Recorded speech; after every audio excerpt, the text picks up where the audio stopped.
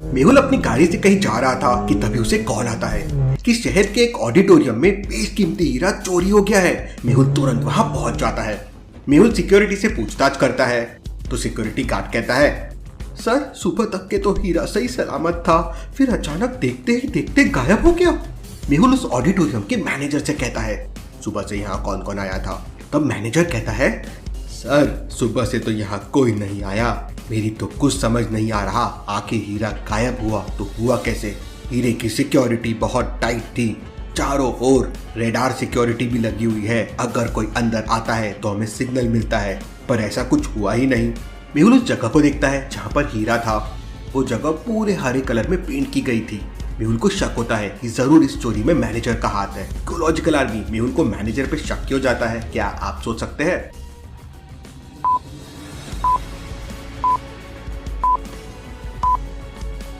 Manager के shirt पर भी वही हरा कलर लगा हुआ है जो चोरी हुए हीरे के हॉल में लगा हुआ था। सच सच बताओ, तुम भी चोरी में शामिल होना? नहीं सर, मैं भला ऐसा क्यों करूंगा, आप चाहे तो सीसीटीवी फुटेज देख लीजिए, मैं चोरी होने के बाद जरूर उस हॉल में गया था। मेहुल सारे सीसीटीवी फुटेजेस देखता है तो वो मैनेजर सच कह रहा था। वो चोरी होने के बाद उस हॉल में गया था जहाँ ये कलर उसकी शर्ट पे लग गया था। इसके अलावा मेहुल को वहाँ कुछ नहीं दिखता और सीसीटीवी कैमरे में फुटेजेस मिसिंग भी नहीं थी। पहले हीरा था और अगले ही सेकंड हीरा गायब हो गया। कुछ समझ नहीं आ रहा था कि चोरी कैसे हो गई। तभी मेहुल को एक और कॉल आता है कि ठीक इसी प्रकार की चोरी डायमंड पैलेस में भी हुई है। मेहुल तुरंत अपनी गाड़ी से डायमंड पैलेस पहुंच जाता है, पर वहां उसे अंदर जाने के लिए मैथ की एक छोटी सी प्रॉब्लम को सॉल्व करना होगा। एंट्री गेट पे लिखा है 1 से 100 तक की गिनती में, मतलब काउंटिंग में 1 कितने बार आता है। जैसे 1 तो एक बार आ गया, 1 तो 2 बार आ गया, तो 3 बार हो गया, 1 2 एक 1 और आ गया। ऐसे 1 to 100 में 1 कितने बार आता है?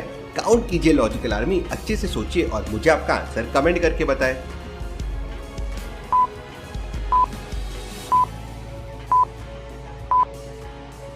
मेहुल बहुत ही इंटेलिजेंट जासूस है। वह तुरंत 21 टाइप कर देता है और डायमंड पैलेस के अंदर पहुंच जाता है।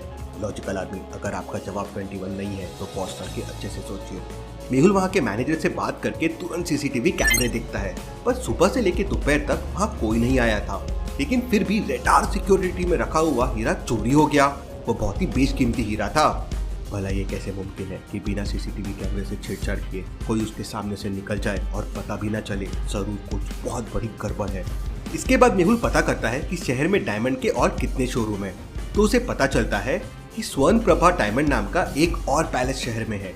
बाकी 2 पैलेस में तो चोरी हो चुकी है। मेहुल स्वर्ण प्रभा पैलेस पहुंच जाता है और सीधा जाके मैनेजर से मिलता है और मैनेजर से कहता है, मैं डिटेक्टिव मेहुल हूँ और आपके पैलेस में डायमंड की चोरी हो सकती है, इसलिए सभी कैमरे और सिक्योरिटी को हाई अलर्ट पे कर दीजिए। और मेहुल वहीं बैठकर उस चोर का इंतजार करने लगता है।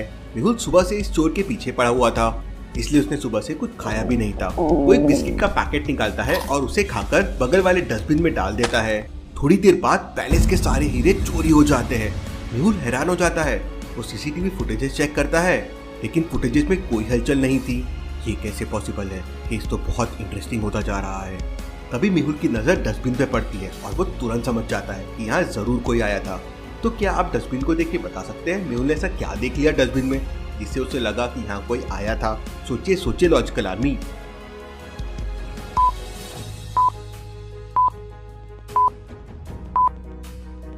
जब मेहुल ने बिस्किट खाकर उसका पैकेट डस्टबिन में डाला था तब डस्टबिन पूरा खाली था, लेकिन अभी डस्टबिन में एक चॉकलेट का पैकेट भी है। मतलब किसी ने चॉकलेट खाकर यहाँ पे डाला है, मतलब यहाँ कोई ना कोई तो जरूर आया था। लेकिन सवाल ये था, अगर कोई आया था तो वो सीसीटीवी फुटेज में दिख क्यों नहीं रहा है? ये सब मेहुल की समझ के बाहर जा रहा था। वो तुरंत साइंटिस्ट भूल भुलैया से मिलने के लिए निकल जाता है। साइंटिस्ट ने उस तक पहुंचने के लिए एक भूल भुलैया बना रखी थी। क्या आप बता सकते हैं एबीसी में से कौन सा रास्ता साइंटिस्ट तक जाता है? सोचिए सोचिए लॉजिकल आर्मी।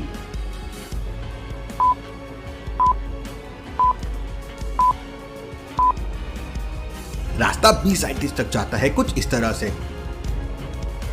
मेहुल रास्ता भी लेता है और साइंटिस्ट तक पहुंच जाता है। मेहुल साइंटिस्ट को उस चोर के बारे में बताता है जो सीसीटीवी में दिख नहीं रहा था और चोरियां कर रहा था। तो साइंटिस्ट कहता है, इस दुनिया में भूत प्रेत जैसी कोई चीज नहीं होती और इस तरह की घटना केवल टाइम मशीन से ही संभव है। इसका मतलब टाइम मशीन बन चुकी है और ये काम केवल प्रोफेसर डेक कर सकता है। 10 साल पहले हम दोनों ने इस प्रोजेक्ट पर काम किया था, लेकिन सफल नहीं हो पाए थे। मेहुल तुरंत प्रोफेसर डेक के घर पे पहुंच जाता है। प्रोफेसर डेक का घर शहर से दूर एक जंगल में था और उन्हें अकेले रहना बहुत पसंद था। मेहुल उनके घर के सामने पहुंच जाता है। अंदर प्रोफेसर कुछ रिसर्च कर रहे थे। मेहुल उनसे टाइम मशीन के बारे में पूछता है तो प्रोफेसर डेक कहते हैं, हाँ, ये टाइम मशीन मैंने बनाई है और मैं इससे जो चाहूँ जब चाहूँ कर सकता हूँ और शहर के सारे हीरे मैंने ही चुराए हैं। तो मेहुल उनसे पूछता है, आपने हीरो की चोरी कैसे की? मैं स्वर्णप्रभा पैलेस में खुद था और वहां से आप हीरे लेकर निकल गए और मुझे पता भी नहीं चला। सीसीटीवी कैमरे में भी आपका कोई इमेज नहीं था। ऐसा कैसे संभव है? तो प्रोफेसर डेक कहते हैं, बच्चे, अगर तू मेरे एक सवाल का जवाब देगा तो मैं तुझे सब बता दूंगा। पूछिए सर। तो प्रोफेसर डेक मेहुल से पूछते हैं, वक्त क्या है, समय क्या है? तो मेहुल तुरंत कहता है, सर लगातार चलना ही समय का नाम है और कभी ना रुकना ही समय का काम है। तो प्रोफेसर डेक जोरों से हंसने लगता है और कहता है, मैंने इस डेफिनेशन को बदल दिया है। अब मैं टाइम मशीन की मदद से समय के पीछे जा सकता हूँ। और वो मेहुल को बताते हैं कि उन्होंने किस तरह हीरो की चोरी की। टाइम मशीन की मदद से मैं खुद को समय के पहले ले जा सकता हूँ, जिससे आज में तुम मुझे देख नहीं सकते। और फिर वो मेहुल को अपने साथ टाइम मशीन की मदद से स्वर्णप्रभा पैलेस की उसे दिन में ले जाते हैं जब हीरो की चोरी हुई थी। मेहुल देखता है कि प्रोफेसर डेक बिल्कुल आराम से आते हैं और हीरा उठाकर चले जाते हैं। और उस समय उन्होंने एक चॉकलेट खाई है और उसका पैकेट डस्टबिन में डाल दिया था और उन्हें कोई देख नहीं पाता, क्योंकि वो आज में नहीं बल्कि किसी और समय में आए थे। मेहुल सारा खेल समझ जाता है और प्रोफेसर डेक से कहता है, सर मैं आपके टैलेंट की कदर करता हूँ, पर आप इसका गलत उपयोग करके सही नहीं कर रहे हैं। तो प्रोफेसर डेक कहते हैं, बच्चे, तुझे अभी पैसे की कीमत नहीं पता है। पैसों से सब कुछ किया जा सकता है और मैं जीनियस हूँ, तुम मुझे हरा भी नहीं पाओगे। और वो वहाँ से टाइम मशीन की मदद से गायब हो जाता है और मेहुल तुरंत वहाँ से अपनी गाड़ी में निकल जाता है और वापस साइंटिस्ट बुलबुलैया के पास पहुँच जाता है और उनको सारी बात बताता है। 10 साल पहले हम दोनों ने मिलकर एक टाइम मशीन बनाई थी। उससे हम केवल पास में जा सकते थे, लेकिन अगर हमने पास में कुछ छेड़छाड़ की तो वही प्रेजेंट बन जाएगा। इसलिए हमने उस टाइम मशीन को यूज नहीं किया था। और फिर साइंटिस्ट मेहुल को उस टाइम मशीन के पास लेके जाते हैं। Interesting, very very interesting. अब मैं इस मशीन की सहायता से पास में जाऊंगा और प्रोफेसर डेक को पकड़ने का कोई तरीका ढूंढूंगा जिससे वही प्रेजेंट बन जाएगा और फ्यूचर में प्रोफेसर डेक पुलिस की गिरफ्त में होगा। मेहुल उस टाइम मशीन की सहायता से पास में जाता है और उसी स्वर्णप्रभा पैलेस में जाता है जहाँ हीरो की चोरी प्रोफेसर डेक ने की थी। वहाँ चॉकलेट खाते हुए प्रोफेसर डेक आते हैं और चॉकलेट का पैकेट डस्टबिन में डालकर हीरा उठाने लगते हैं। उन्हें लगता है कि वह इस समय पास में है और उन्हें कोई देख नहीं रहा है, पर मेहुल पूरी तैयारी के साथ आया था। वो उन्हें वहीं पकड़ लेता है, पर प्रोफेसर डेक टाइम मशीन की मदद से तुरंत अपने फ्यूचर में चले जाते हैं जहाँ वो मेहुल से छूटकर भाग जाते हैं और मेहुल उन्हें पकड़ नहीं पाता। मेहुल तुरंत प्रोफेसर डेक को पकड़ने के लिए डायमंड पैलेस यानी कि अपने दूसरे पास में जाता है और प्रोफेसर डेक के आने का इंतजार करता है, पर प्रोफेसर डेक नहीं आते। वह उस दिन के एक दिन बाद यानी फ्यूचर में आते हैं और चोरी करके चले जाते हैं और मेहुल कुछ नहीं कर पाता। अब मेहुल के पास प्रोफेसर डेक को पकड़ने का एक आखिरी रास्ता बचा था, शहर का ऑडिटोरियम। वो शहर के ऑडिटोरियम में 2 दिन पहले ही पहुंच जाता है और हर जगह छुपे हुए कांटे डाल देता है। 2 दिन बाद प्रोफेसर डेक वहां आते हैं और मेहुल कांटों को एक्टिवेट कर देता है। प्रोफेसर का पैर उसमें पड़ता है और पूरे पैरों में गड्ढे हो जाते हैं।